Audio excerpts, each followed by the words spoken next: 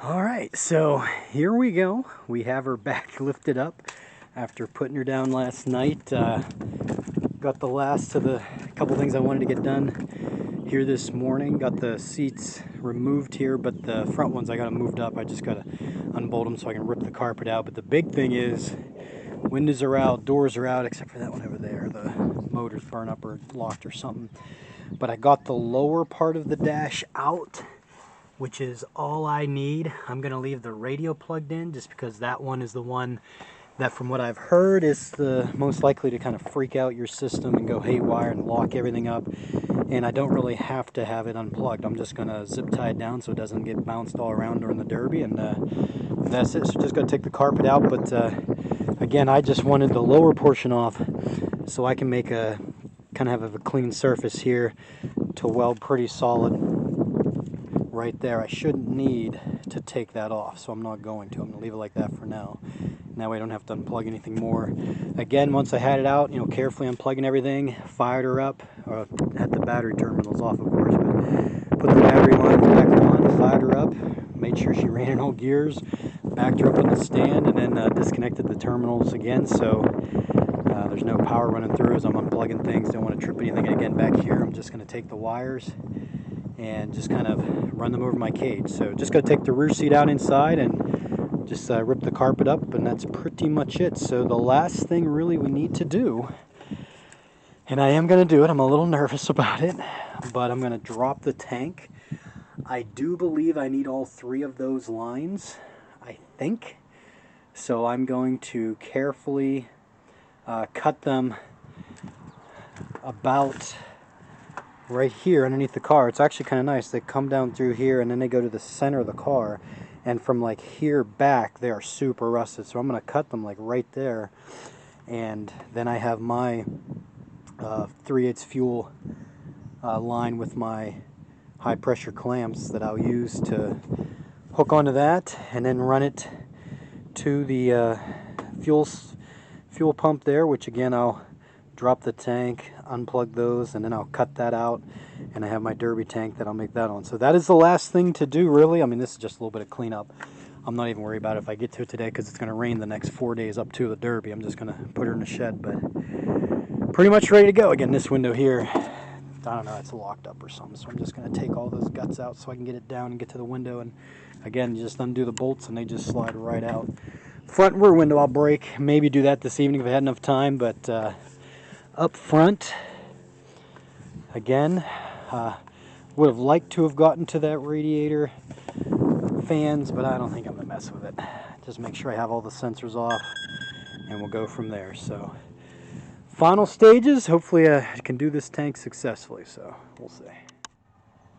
So, just a quick, another stupid lesson you have to learn because you're stupid, and I'm speaking of myself. Trying to drop the tank, I was nervous about the lines, and because I had this access, I thought about just cutting the wires, or the lines I should say, right here, the 3 lines, because again, this is the only one I'm going to need, so I just need to cut it about 7 or 8 inches up from here, because I'm going to run that in here. These two have like a hook, a clamp. It's kind of hard to do whenever it's in tight quarters, but it just kind of pops and pops off. But I was waiting to do that, and as I was just shifting it around, as you can see, that plastic line broke. I think I'm still okay. I think whenever I get this down, which right now I'm having some trouble the way this tank's put in there, I think that's why I torqued it and broke it, I can carefully kind of, block on my finger, straighten this off maybe, or just nick these little edges so I can get my fuel line over and down to here, and then with a clamp there I think it will be okay, but the angle makes me a little nervous with it being a right angle, so we'll see. So this is why, if I can leave it stock, I'd really like to, but made more work for myself. So I think we're still salvageable, but we'll see when we get her down and set up. Another lesson learned: unplug the fuel lines or cut them before you're torquing on it. Otherwise, this fuel pump, internal fuel pump, which slides right into my derby tank, you might end up busting up. Alright, so as we have the entire inside stripped out, just figured I'd do a quick little show. We got the carpet pulled back and then just kind of carefully cut it down the middle. Made sure I didn't cut. That's the emergency brake line there we're not going to mess with. But a couple lines running through there, wires, want to be careful of those. Carefully split it up there and then just kind of roll it up. And you can see it looks pretty good inside whenever it's all cleaned out. And here you can see my mess. And again, I think we're okay. I hope we're okay. I'm kidding myself. The tank, though, I have stuck on this flipping bar.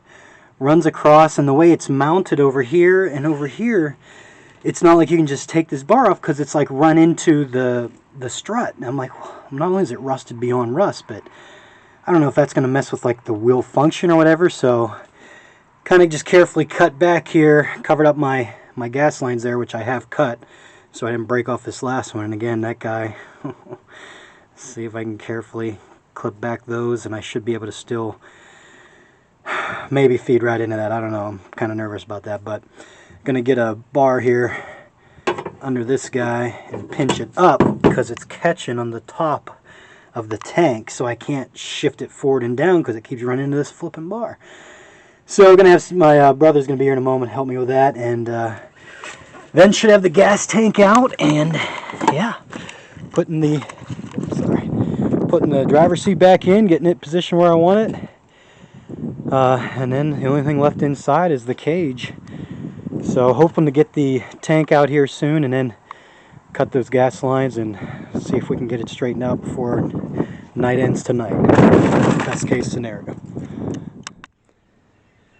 Alright, so just a brief update here as we're closing in on hopefully a functioning derby car here in the short evening to come here. As hopefully in about an hour I'm going to be able to fire up. But got my cage welded up. You can see I got these metal bars off a buddy of mine. He got me 3 8-foot ones, and I've been reusing them. So I try, this car's a little bit wider, a little bit longer, so I try to not cut them unless I have to. I'm hoping they don't nitpick the fact that this sticks out about an extra foot than it probably should, because it's just there welded, because I don't have to cut it, because I can use that. And same thing you see over there, I've used that one. I actually had to cut that one though. The weld was so good.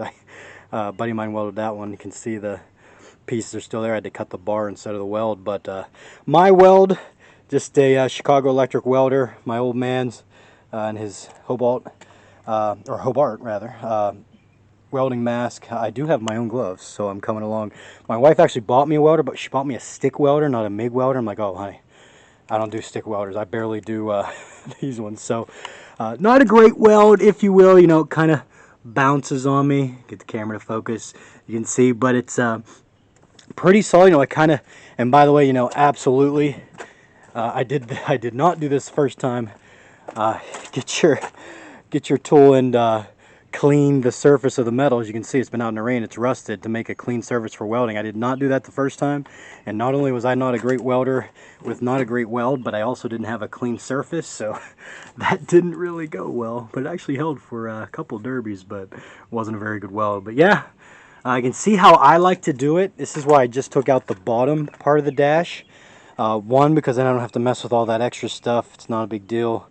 But two, I just like to come right here. I saw the first derby I was in, I saw guys doing this, and I was like, huh, I actually think that's pretty simple, and a nice clean surface, if you will, flat. And you can see I have my rear bar a little high because you can see that big hole it's on both sides. That's really where I would have liked my rear bar, so I had to slightly angle the door bars. But this guy here shouldn't get any action, but if he does, you know, he's protecting me. That one over there, I tried to get as good as I could weld in different places, as he's likely going to take a couple shots. And again, not the best weld, but you know, quite a bit of weld in there. So hopefully she holds good. And these bars are perfect. They work great. And you can see about halfway, 2/3 up the door, I think it's perfect. And I'm probably a little over 2/3 the door up. Kind of see here, I'll go the other side. So a little higher than I would like, but it'll work. See, about where the front of that bar is, to me, is the perfect spot. About a little over halfway, not quite 2/3 the way up. So I'm a little high because I had to go up there on top. I like to weld the bar right on top like that. It's worked well for me. So there's the weld. And then the tank, I had an issue last night. Got it right over here. Again, I cut out using the reciprocating saw. Metal blade, the small ones work better for cutting your pipe and stuff like that. I found that out as I originally used the longer ones and they're too floppy. But metal one, even though I'm cutting plastic. But you can see how my Derby tank, got this online. It's a universal tank. I love it. One-time purchase. You can see the gasket. That's the original gasket. I've ran that in 7 Derbys now, I think. 6 or 7. So she's toward the end of her life, but should be fine for now.